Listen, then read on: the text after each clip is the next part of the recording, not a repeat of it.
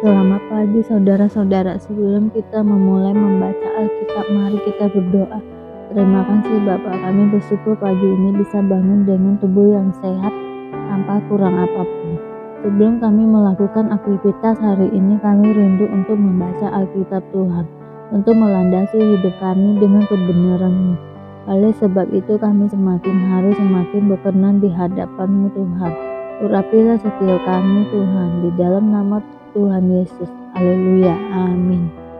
Lahirnya Samuel. Ada seorang laki-laki dari Ramataim Zofim dari pegunungan Efraim, namanya Elkana bin Yeroham bin Elihu bin Tohu bin Jub, seorang Efraim. Orang ini mempunyai dua istri, yang seorang bernama Hana dan yang lain bernama Penina. Penina mempunyai anak, tetapi Hana tidak. Orang itu dari tahun ke tahun pergi meninggalkan kotanya untuk sujud menyembah dan mempersembahkan korban kepada Tuhan semesta alam di Silo. Di sana menjadi imam Tuhan ialah kedua anak Eli, Hofni dan Pinehas. Pada hari Elkana mempersembahkan korban diberikannya kepada Penina istrinya dan kepada semua anaknya yang laki-laki dan perempuan, masing-masing sebagian. Meskipun ia mengasihi Hana, ia memberikan kepada Hana hanya satu bagian, sebab Tuhan telah menutup kandungannya. Tetapi madunya selalu menyakiti hatinya supaya ia gusar, karena Tuhan telah menutup kandungannya. Demikianlah terjadi dari tahun ke tahun. Setiap kali Hana pergi ke rumah Tuhan, Penina menyakiti hati Hana, sehingga ia menangis dan tidak mau makan. Lalu Elkana suaminya berkata kepadanya, "Hana, mengapa engkau menangis dan mengapa engkau tidak mau makan? Mengapa hatimu sedih? Bukankah aku lebih berharga bagimu daripada 10 anak laki-laki?" Pada suatu kali setelah mereka habis makan dan minum di Silo, berdirilah Hana sedang Imam Eli duduk di kursi dekat tiang pintu bait suci Tuhan. Dan dengan hati pedih ia berdoa kepada Tuhan sambil menangis terseduh-seduh. Kemudian bernazarlah ia, katanya, "Tuhan semesta alam, jika sungguh-sungguh engkau memperhatikan sengsara hamba-Mu ini dan mengingat kepadaku dan tidak melupakan hamba-Mu ini, tetapi memberikan kepada hamba-Mu ini seorang anak laki-laki, maka aku akan memberikan dia kepada Tuhan untuk seumur hidupnya dan pisau cukur tidak akan menyentuh kepalanya." Ketika perempuan itu terus-menerus berdoa di hadapan Tuhan, maka Eli mengamat-ngamati mulut perempuan itu. Dan karena Hana berkata-kata dalam hatinya dan hanya bibirnya saja bergerak-gerak tetapi suaranya tidak kedengaran, maka Eli menyangka perempuan itu mabuk. Lalu kata Eli kepadanya, "Berapa lama lagi engkau berlaku sebagai orang mabuk? Lepaskanlah dirimu daripada mabukmu." Tetapi Hana menjawab, "Bukan, tuanku, aku seorang perempuan yang sangat bersusah hati. Anggur ataupun minuman yang memabukkan tidak ku minum, melainkan aku mencurahkan isi hatiku di hadapan Tuhan. Janganlah anggap hamba-Mu ini seorang perempuan dursila, sebab karena besarnya cemas dan sakit hati, aku berbicara demikian lama." Jawab Eli, "Pergilah dengan selamat dan Allah Israel akan memberikan kepadamu apa yang engkau minta daripadanya." Sesudah itu berkatalah perempuan itu, "Biarlah hamba-Mu ini mendapat belas kasihan daripadamu." Lalu keluarlah perempuan itu, ia mau makan dan mukanya tidak muram lagi. Keesokan harinya bangunlah mereka itu pagi-pagi, lalu sujud menyembah di hadapan Tuhan. Kemudian pulanglah mereka ke rumahnya di Ramah. Ketika Elkana bersetubuh dengan Hana istrinya, Tuhan ingat kepadanya. Maka setahun kemudian mengandunglah Hana dan melahirkan seorang anak laki-laki.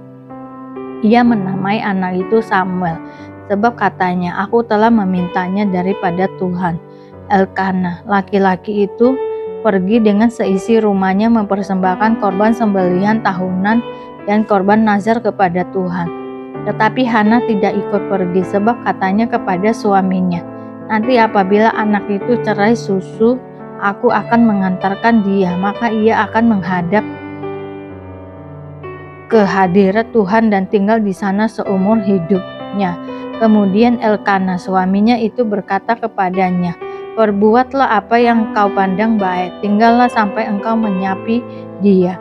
Hanya Tuhan kiranya menepati janjinya." Jadi tinggallah perempuan itu dan menyusui anaknya sampai disapinya. Setelah perempuan itu menyapi anaknya, dibawanyalah dia dengan seekor lembu jantan yang berumur 3 tahun, 1 eva tepung dan sebuyung anggur, lalu diantarkannya ke dalam rumah Tuhan di Silo. Waktu itu masih kecil betul kanak-kanak itu.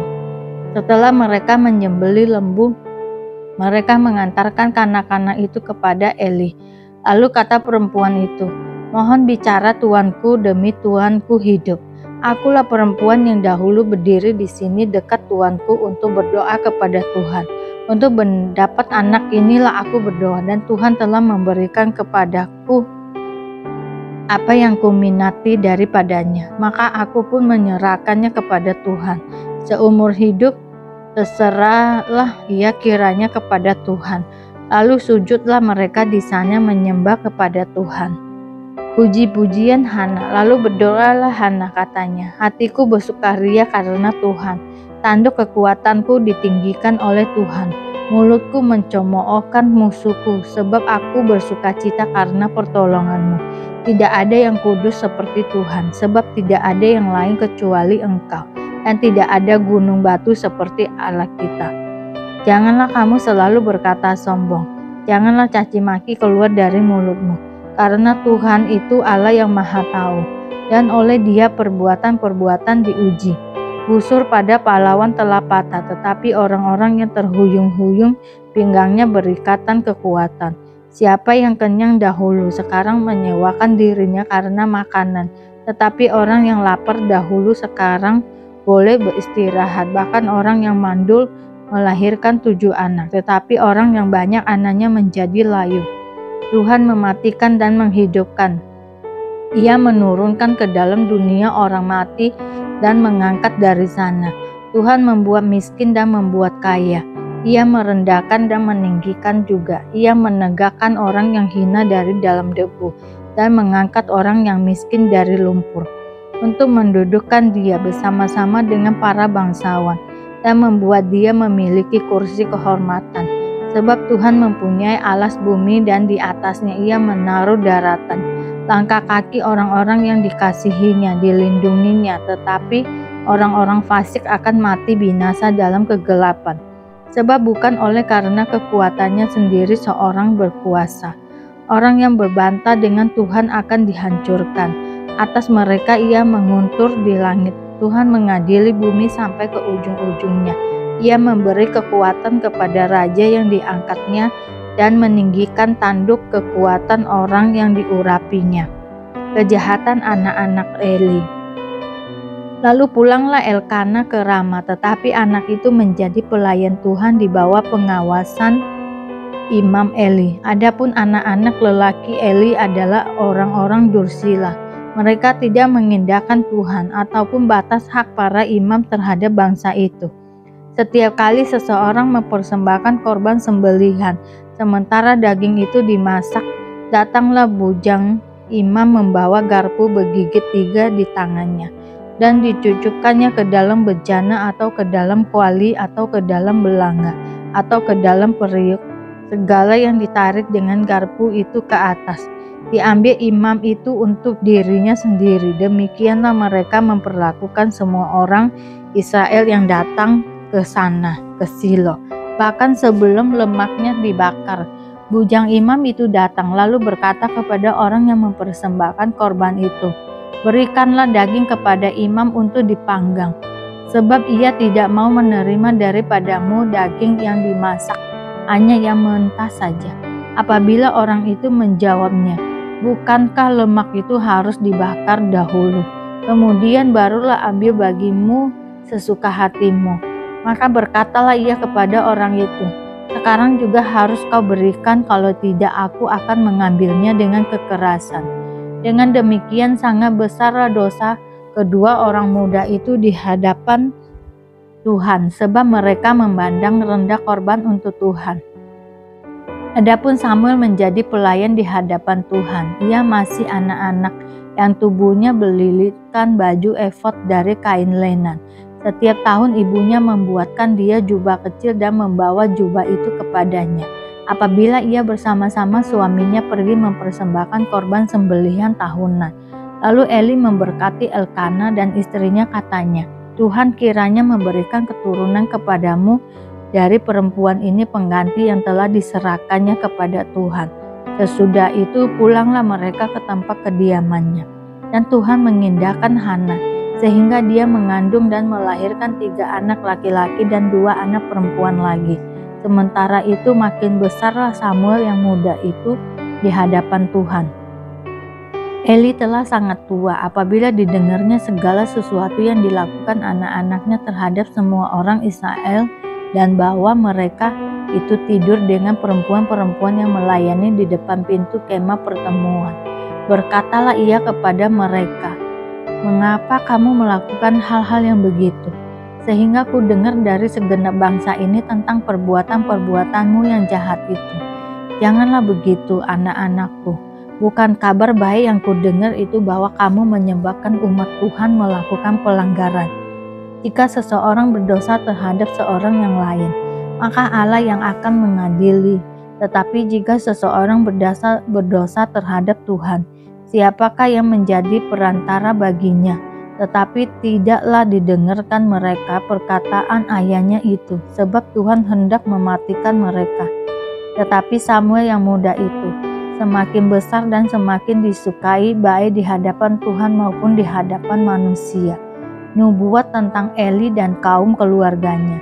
Seorang abdi Allah datang kepada Eli dan berkata kepadanya, "Beginilah firman Tuhan, bukankah dengan nyata aku menyatakan diriku kepada nenek moyangmu ketika mereka masih di Mesir dan takluk kepada keturunan Firaun? Dan aku telah memilihnya dari segala suku Israel menjadi imam bagiku, supaya ia mempersembahkan korban di atas mezbahku, membakar ukupan dan memakai baju efod di hadapanku kepada kaummu. Telah kuserahkan segala korban api-apian orang Israel. Mengapa engkau memandang dengan loba kepada korban sembelihanku dan korban sajianku yang telah kuperintahkan, dan mengapa engkau menghormati anak-anakmu lebih daripadaku, sambil kamu mengemukan dirimu dengan bagian yang terbaik dari setiap korban sajian umatku Israel?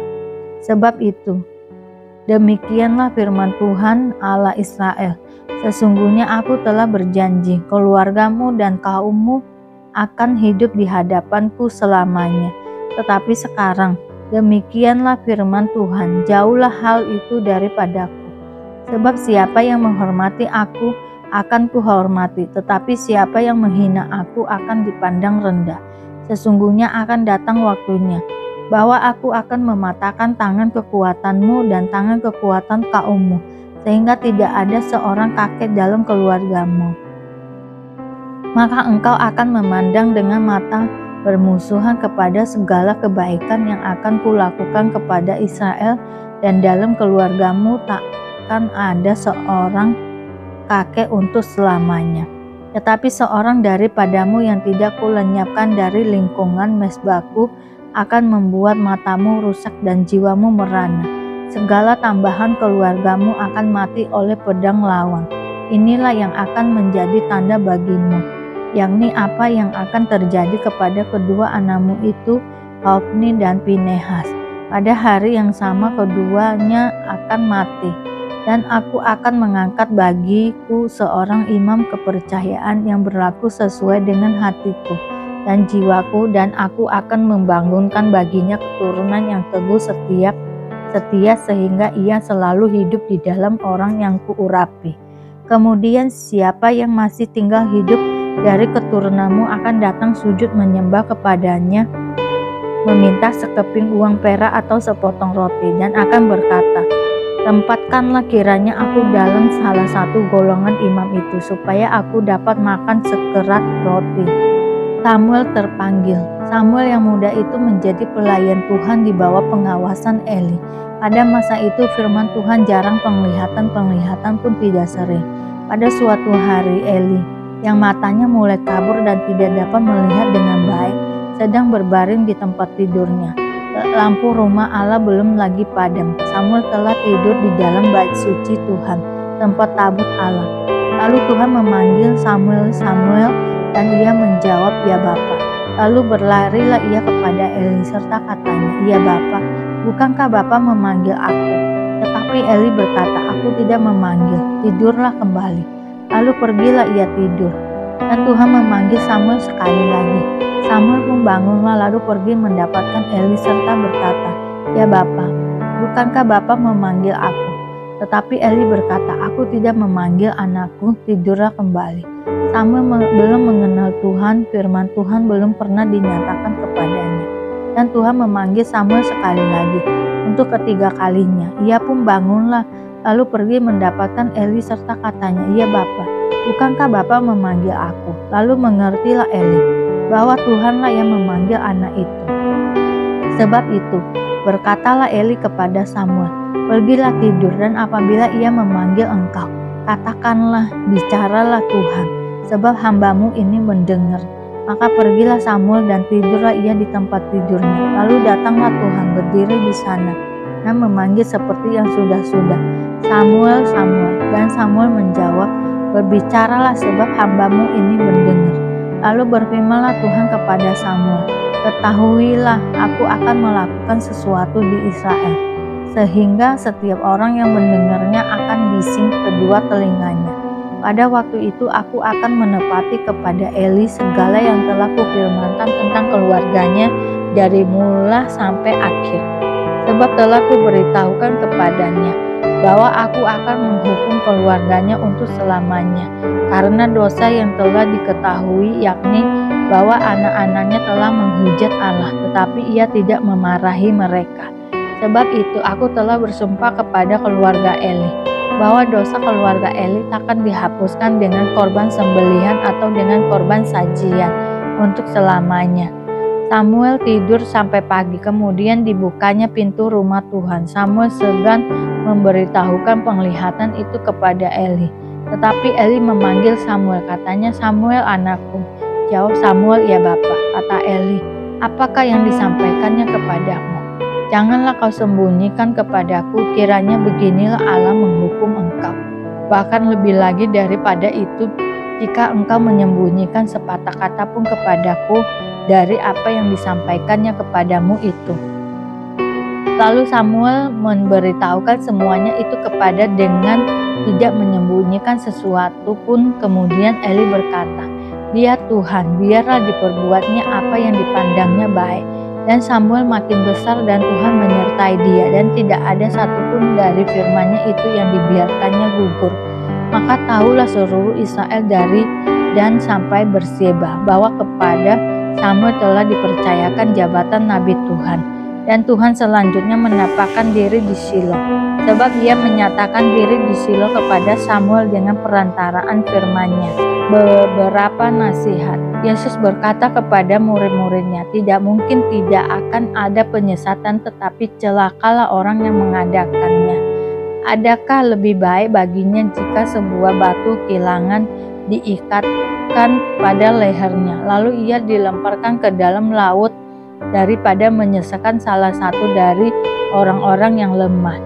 Jagalah dirimu jikalau saudaramu berbuat dosa. Tegurlah dia, dan jikalau ia menyesal, ampunilah dia. Bahkan jikalau ia berbuat dosa terhadap engkau 7 kali sehari, dan 7 kali ia kembali kepadamu dan berkata, 'Aku menyesal,' engkau harus mengampuni dia." Lalu kata rasul-rasul itu kepada Tuhan, "Tambahkanlah imam kami." Jawab Tuhan, "Kalau sekiranya kamu mempunyai imam sebesar biji sesawi saja, kamu dapat berkata kepada pohon ara ini, 'Terbantulah engkau dan tertanamlah di dalam laut,' dan ia akan taat kepadamu, tuan dan hambanya. Siapa di antara kamu yang mempunyai seorang hamba yang membajak atau mengembalakan ternak baginya, akan berkata kepada hamba itu, setelah ia pulang dari ladang, 'Mari segera makan'? Bukankah sebaliknya ia akan berkata kepada hamba itu, 'Sediakanlah makananku, ikatlah pinggangmu, dan layanilah aku sampai selesai aku makan dan minum, dan sesudah itu engkau boleh makan dan minum.' Adakah ia berterima kasih kepada hamba itu karena hamba itu telah melakukan apa yang ditugaskan kepadanya? Demikian jugalah kamu, apabila kamu telah melakukan segala sesuatu yang ditugaskan kepadamu, hendaklah kamu berkata, kami adalah hamba-hamba yang tidak berguna. Kami hanya melakukan apa yang kami harus lakukan. Ke-10 orang kusta dalam perjalanannya ke Yerusalem, Yesus menyusur perbatasan Samaria dan Galilea. Ketika ia memasuki suatu desa, datanglah 10 orang kusta menemui dia. Mereka tinggal berdiri agak jauh dan berteriak, Yesus, Guru, kasihanilah kami. Lalu ia memandang mereka dan berkata, pergilah, perlihatkanlah dirimu kepada imam-imam. Dan sementara mereka di tengah jalan, mereka menjadi tahir. Seorang dari mereka ketika melihat bahwa ia telah sembuh, kembali sambil memuliakan Allah dengan suara nyaring.